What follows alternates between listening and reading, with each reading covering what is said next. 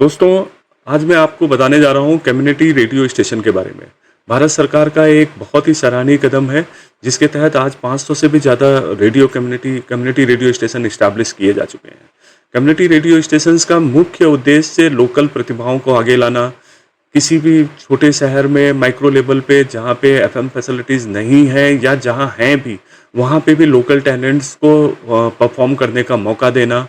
School, college, universities में lectures को अ, उसको ब्रॉडकास्ट करना, ताकि जो बच्चे वंचित रह गए हों उस लेक्चर से, वो उसको वहाँ पे ले सकते हैं। दोबारा उसको 2 बार, 4 बार, 5 बार, कई बार उसको ब्रॉडकास्ट करना।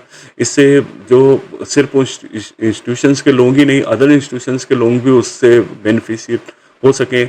तो इसलिए कम्युनिटी रेडियो स्टेशन का एक अपना बहुत ही अच्छा रोल है, जो समाज के उत्थान में काम कर रहा है। अब मैं उसके प्रोसेस के बारे में बताना जा रहा हूँ कि वो कैसे एस्टैब्लिश किया जा सकता है।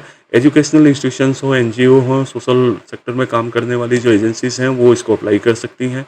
लाइसेंस जो ग्रांट किया जाता है, वो 50 वाट्स या उससे कम की कैपेसिटी का ग्रांट किया जा सकता है, चूँकि इसकी कैपेसिटी कम इसलिए होती है कि ये माइक्रो लेवल पे काम करती है, 8 से 10 किलोमीटर की रेंज होती है, जिस रेंज में ही वहाँ के लोग इससे बेनिफिशिएट होते हैं। तो खासकर ये लोकल प्रतिभाओं को आगे लाने के लिए और अपने उस एरिया के बारे में लोगों को अवेयर करने के लिए, जैसे कृषि विज्ञानी हैं, तो वो इस एरिया में या जो लोग किसान हैं उनको उसके बारे में बता सकते हैं। बहुत इस तरह के टैलेंट्स होते हैं जो ब्रॉडकास्ट करा सकते हैं, अपनी इन्फॉर्मेशन को वहाँ के लोगों को बता सकते हैं। तो ये एक बहुत बढ़िया माध्यम बनता जा रहा है। तो अब मैं शुरू करता हूँ इसका प्रोसेस। इसका प्रोसेस की शुरुआत होती है ministry of information and broadcasting को एक एप्लीकेशन देने से। एक एप्लीकेशन फॉर्म फिल करके ministry of information and broadcasting को हम देते हैं। उसके बाद ministry of information and broadcasting इसके लिए डब्ल्यूपीसी विंग जो होती है इनकी, उससे कंसल्ट करती है और फ्रीक्वेंसी अलॉटमेंट के लिए प्रसार भारती से संपर्क करती है।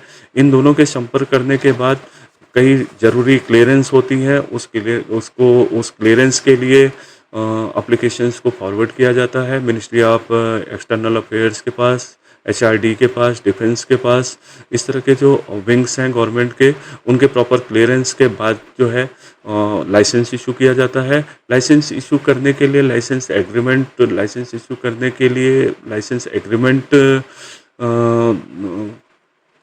तैयार किया जाता है। लाइसेंस एग्रीमेंट पे साइन तभी किया जाता है जब उसमें प्रॉपर क्लियरेंस मिल जाती हैं, जैसे साक्फा हो गया। कई तरह के और क्लियरेंस के फॉर्मेलिटीज़ पूरी करने के बाद लाइसेंस इशू हो जाता है और लाइसेंस इशू होने के बाद फिर एक फ्रीक्वेंसी अलॉट की जाती है।